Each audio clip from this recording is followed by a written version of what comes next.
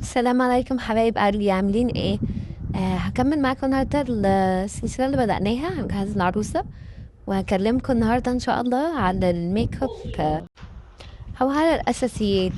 انا في عادتي مش بحط ميك اب كتير، فلو حد لسه بيبدأ وعايز يفوت هقول لكم ايه الحاجات اللي ممكن تجيبوها.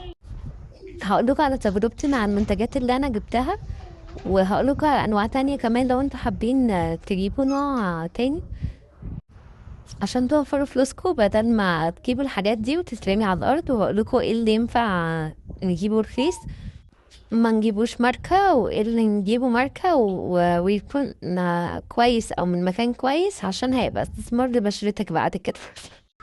بس قبل ما ابدا معاكم في الميك اب عايزه اقول لكم على الكولاجرا الوايتنج كريم اللي فوق ده. هو ده فور بيكيني اريا، بس انا بستخدمه لوشي وشفت منه نتيجة حلوة قوي قوي الايام دي، فانا قلت اقول لكم عليه عشان لو حد محتاج اي وايتنج كريم. خلي بالكم ان انتوا لما تجيبوه ما يكونش اللي هو التفتيح بس عشان وحش جدا وانا جربته، انما اللي هو في البikini بيبقى حلو جدا. بحطه قبل النوم، وممكن احطه مره في نص اليوم، بس معظم الوقت بحطه بالليل قبل ما انام. بصراحه شايفه منه نتيجه حلوه قوي وبيدي جلو حلو قوي للبشره لو انا عايزه انزل تاني يوم من غير ميك اب. حاجة كمان عايزة أقول لكم عليها النضارة بتاعة البشرة، السيرم بتاع فيتامين سي من أي براند تجيبوه. أنا بستخدم بتاع دكتور راشيل وكويس بصراحة معايا. نيجي بقى لأول حاجة الفاونديشن، ده الأساس كده عندنا. أنا بستخدم بورجو إرما. بشرتي دهنية وينفع كمان البشرة المختلطة. عايزة أقولك نقطة منه بتعمل كفرج هايلة وما بيغيرش ومش بيشقق وبيغطي كويس. هو طبعا مش فول كفرج، هو يعني تغطية متوسطة. فأنا بستخدمه يعني ممكن في مناسبات بحط طبقتين علشان يبقى كويس معايا. ده عشان أنا بشرتي دهنية. ممكن تجيبي غيره، ميبيدين فيت مي. ممكن نجيب سيبال برضو كويس. ممكن نجيب مايت سينما، وممكن كمان نجيب لوريال. دول احسن فاونديشن ممكن نجيبهم. تاني حاجة بقى الباودر، كومباكت باودر. انا بجيب بتاعة ريماني البيضة دي. بثبت بيها الفاونديشن وقت ما بيكون عندي مناسبة او جو حر او انا هطول بره. وممكن لما عاملة اي شادو اعمل بيها بجنب عيني كده. بالباف بتكون حلوة قوي. ده شنجل هو المفروض مرطب بس انا بستخدمه از برايمر. فاحنا كده عندنا مرطب لازم نجيبه حسب نوع بشرتنا. لو بشرتنا دهنية أو مختلطة هنشوف حاجة الأساس بتاعها مية. لو بشرتنا عادية أو جافة نشوف حاجة البيز بتاعها يكون كريم أو أويل. دي كده أهم حاجة في المرطب. شنجل بصراحة من تجربتي معاه كان كويس بصراحة مع بشرتي.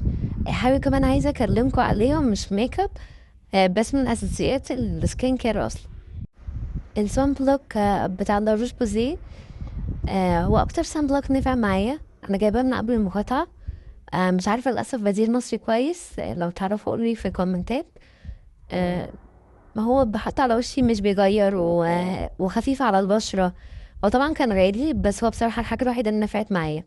نيجي بقى لتاني حاجه الميك اب بتاع العيون. هقول لكم على اهم انواع انا بجيبها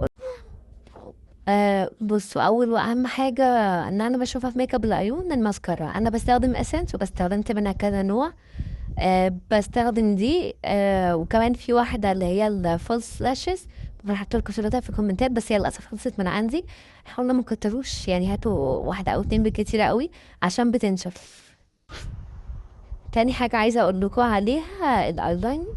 انا جبت بتاع اماندا وانا بحب اللي هو الريشه. لو حد مش بيحط ايلاينر ممكن يجيب القلم وهيكون اسهل لي. في برضو من اماندا القلم بيكون كويس اوي. هو اقل حاجة في سعرها مضمون. حاولوا اي حاجة ناحية عينيكوا. ما تسترخصوش فيها. يعني ما ينفعش نسترخص في ماسكارا وما ينفعش نسترخص في ايلاينر. في كحل. نيجي بقى الحاجة اللي بعد كده. بودر الحواجب، والبودر دي من ام ان ومعاها واكس كده. ممكن تجيبي بس الفرشة عشان تحط بيها الواكس ده. حاجة كمان اكلمكم عليها الاي شادو. انا جبت البالت دي بس للاسف انا مش بحط اي شادو كتير. فشوفي انت لو مش بتحطي اي شادو كتير في الديلي يوز بتاعك ما تجيبيهاش، هي يوزلس جدا بالنسبه لي. انا استخدمتها ممكن 5 6 مرات من ساعه ما اتجوزت. حاولي وانت بتختاري اي شادو اختاري باليت تكون فيها الوان ترابيه اكتر او على بنكات على حسب درجه بشرتك، انت بيضه ولا قمحيه. واختاري حاجات انت بتستخدميها على طول، دي اهم حاجه بجد عايزه اقولها لكم في اي ميك اب هتجيبوه بغض النظر عن الفيديو اللي انا عاملاه. الحاجه اللي بعد كده البلاشرز دي من لونا. اللون البينك ده كان 502، لو اي حد درجته حمري هيبقى كويس قوي عليه عشان انا حمريه. الدرجه دي كمان حلوه قوي، 504، والدرجه دي فيها شimmer كده شويه، حاولت ابينها لكم. وبصراحه الاتنين حلوين قوي معايا. نيجي بقى اللي ما بيخلصش ده العشق بجد. ده البلاشر بتاعت مايت سينما، والدرجة منه هي على بيتش كده شوية، وبصراحة بتقيل عليا جدا. الحاجة اللي بعد كده الهايلايتر ممكن تسترخص فيه، أي حاجة باودر ممكن نسترخص فيها. بجد سوري على الدوشة، بس يا بنتي عندها سنة شهرين ومستحيل أعرف أسجل الفيديو ده تاني. هي طبعا مش بتنام، اللي عنده بيبي أكيد فاهم. الحاجة اللي بعد كده الكحل، أنا عيني مش واسعة، فأنا جبت الأبيض وجبت الأزرق، مش الأبيض هو بيج، والاتنين جبتهم من سيبال. وأقلام التحديد هسيب درجات اللي عليكم، أنا جبتها فلورمار هي مش غالية. والروج جبت سيبال ولونا. سيبال القلم اللي أنا ماسكاه ده انا بستخدمه اصلا من قبل ما اتجوز. عايزه اقول لكم الخشب ده بجد مش بيتحرك من مكانه، كله واخرجوا وقعدوا باليوم كله مش بيتحرك، ممكن تحطه مثلا مره في اخر اليوم. بس ده مش للقلم، اللي هو الستيك، وده من لونه بس الدرجه بتاعته ما كانتش لايقه معايا. ممكن تجيبي درجه ليب بلس واحده، ممكن تجيبوا منه درجه او اتنين، حاجات نود او بينك. وفي درجة كمان اللي هي البيتش دي بتيجي على كل أنواع البشرة.